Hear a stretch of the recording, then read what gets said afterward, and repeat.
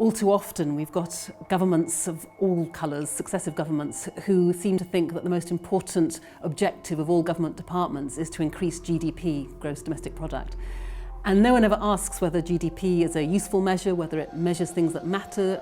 And clearly there's plenty of evidence that all it measures is the amount of money circulating in the economy, not whether that's being used in a good way or a bad way.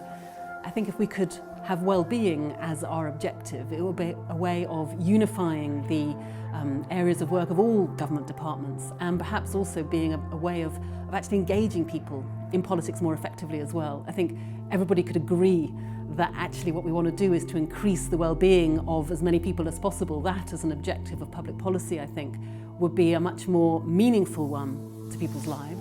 So GDP doesn't work as an organising principle of our economy or of our societies. I think one of the advantages of talking about well-being as an organising principle is that it allows us to really make much more visible and tangible the connection between the well-being of individuals and the well-being of our wider environment of the planet. It's impossible really to imagine a scenario whereby individuals have high levels of well-being but they're living on a wrecked planet where the air we breathe is poisoned, the water we drink is poisoned, the animals that we share the planet with are dead. I mean, no one could imagine such a thing. And so I think if we talk more and more about well-being, then that connection between our context, our environment upon which we absolutely depend for our survival, and our own lives and what we do in our own lives is much easier to make. I think it will be a way of getting away from this division between the environment on one side and society on the other. It's a way of bringing those two things back together as they are in reality. Because I do believe that we do have a crisis in our democracy. The fact that serious issues like the climate crisis or like alternatives to austerity aren't seriously being debated over there is, I think, a shame on the whole political system. We have an electoral system that is precisely designed to keep out alternative voices and to make sure that essentially the big parties have a cartel and a monopoly over the political debate. So when it comes to political reform, we absolutely need a fairer voting system, and we need the principle of a real recall system as well. And to his credit, Zac Goldsmith, who was in the wrong political party, but Zac Goldsmith has been spearheading a genuine recall motion that would properly put power back in the hands of ordinary people, not giving it to a committee of MPs to decide whether or not an MP should be recalled, but saying it is actually, of course, the constituents in that constituency who are the bosses. They are the ones who should decide if an MP is recalled. So that is a really important step forward, and we're fighting very hard in Parliament to get that principle accepted as well. And these things matter because as long as we have essentially the wrong people in power over there, then the debate about inequality, the debate about climate change, the debate around people with disabilities, all of those things are not going to get the resolution that they require. And that's why I believe there is a real connection between the democratic crisis and the climate crisis.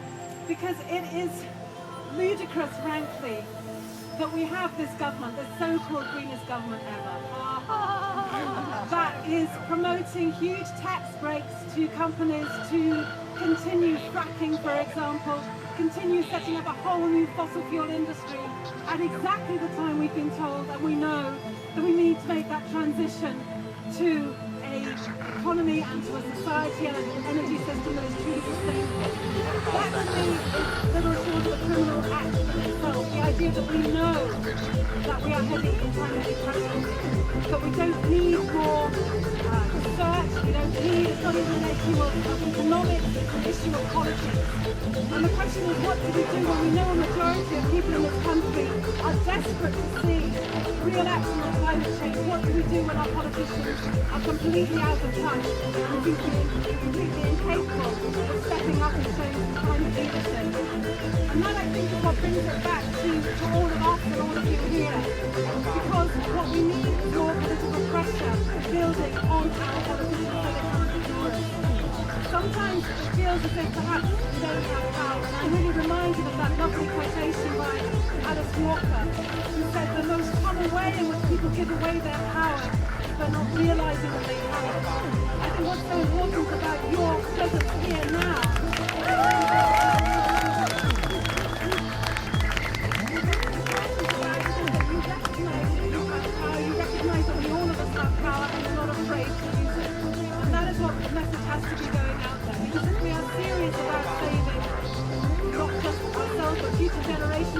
poorest countries from the kind of climate catastrophe we're going to see, then we need all of us to take our power and to use it.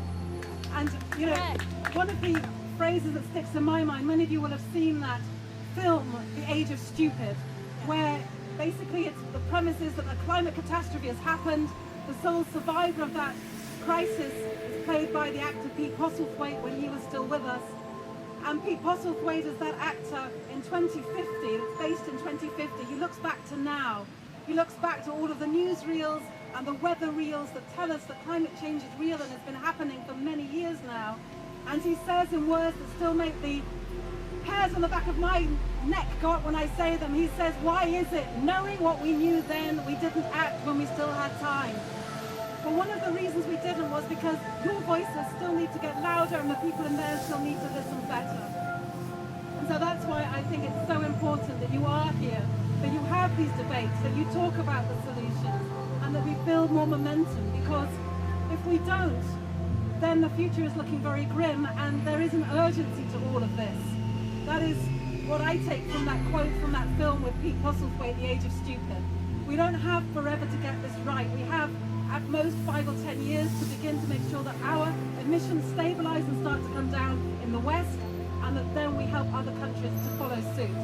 And that means that this Parliament and the next Parliament that's in there is going to be absolutely critical, literally, to the livability of this planet. And that makes what we're all doing here tonight even more important, I think. And so there are good people in there are some good people in there who are trying to raise issues, for example, around stranded assets, that idea that so many of our pension funds and so much of the investment in this country is actually into fossil fuels, and yet if we don't realise them, if we can't actually exploit them because of the importance of keeping below 2 degrees warming, then that means we have not just a climate crisis but another financial crisis as well. Yesterday I wrote a letter, got some other MPs to sign it, to the head of the pension fund in Parliament, to say that Parliament has to set an example and divest its own pension fund from fossil fuels.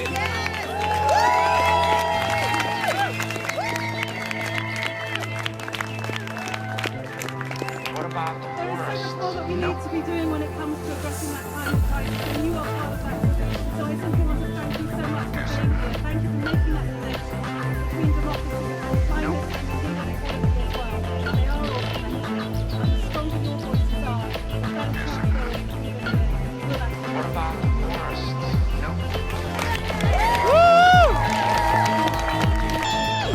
And I'm very proud to be with you today on behalf of a party that has always said no to student fees, no to loans, we want free education.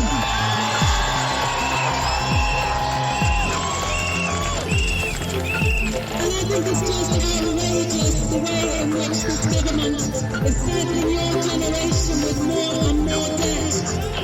I think it's outrageous that the salaries that you're likely to earn, particularly if you're in the public sector, will never be able to cover the cost of those loans. And I think the government is pretty stupid as well, because if you look at the evidence, even if they are ideologically committed to this wrong-headed policy, even if you look at it in the economics alone, we've just seen figures this week showing that 3/4 of students are never going to be able to pay off these debts anyway by the end of that 30-year period. So this is a government that is economically illiterate as well as morally bankrupt.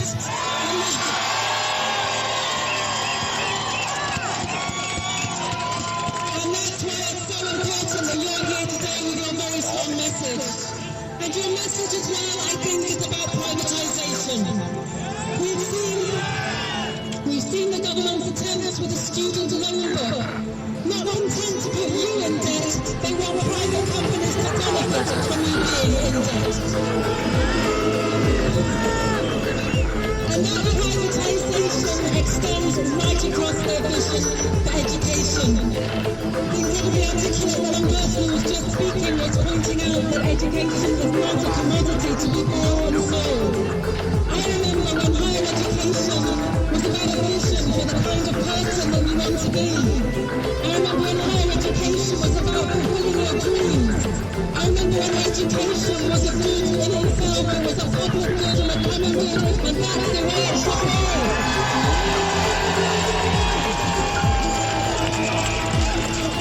And when they tell you there's no money, when you tell you that there's no alternative, as well as cracking down on tax evasion and tax avoidance, as well as making the richer pay more, as well as the Robin Hood tax and cancelling Trident, as well as all of those, there's the idea from the UCU, which is for a business education tax. This would be a tiny tax paid by just the 4% largest corporations, and together that would mean that we would have a slightly higher corporation tax, still just about the average in the OECD, but that would mean that you could get rid of student fees, you could get rid of the privatisation of our universities. That is the way to go.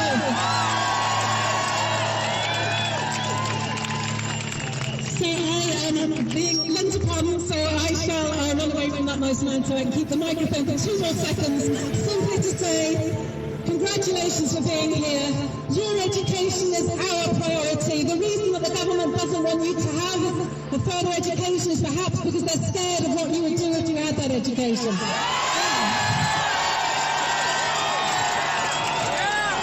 And maybe it is because I'm from one of the smaller parties, but that does make me feel even more determined to try to engage more distant groups, perhaps, who don't necessarily see anything in Parliament that is relevant to them. I find it a real kind of passion to try to engage those people with the parliamentary process and to demonstrate that they can change things. Because I think the most disempowering thing to believe is that you can't make a difference. And so many of these groups, so many of you are making an enormous difference already, and I think that would be a key message that I would want to send. There's a lovely quote from Alice Walker, which I should probably slightly misquote, for which I apologise, but she says something like, the most common way that people give up power is by thinking that they don't have any. And I think one thing that Patchwork does is to remind everybody, all of us, no matter what community we come from, that we do have power and we can use it and we can make a difference. So I want to thank you so much for everything that you do, and to thank Zach as well for his incredibly gracious comments. I can't think of a warmer palm that I would like that Newcomers Award to be sitting on.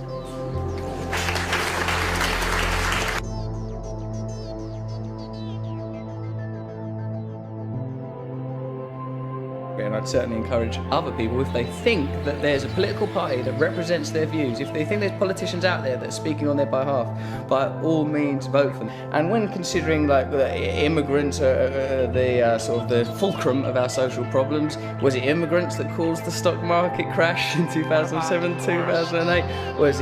Is it immigrants that are awarding themselves great big bonuses? Is it immigrants that are lobbying across the United States and privately funding the Conservative Party? No, it isn't. It's financial, economic elites and corporate entities. There is no political party that is prepared to take them on. And as soon as there is one, I would vote for it, and I would urge you to vote for it as well. But it's difficult to create those kind of political parties because of global trade agreements prevent that kind of thing happening at a national level, so it's a complicated issue. When a child dies in this world, the provision is every 2 seconds. When the economic system of the world must destroy the earth simply to support our system to survive. When you see all the wars, when you see all the pain, when you see all the suffering, is it the force of love and wisdom and tolerance that is in control of the What about the wars? the best way of removing negativity is to love joyous and Christ. Colleagues, the quality of debate here is an awful lot higher, sadly, than the quality of debate in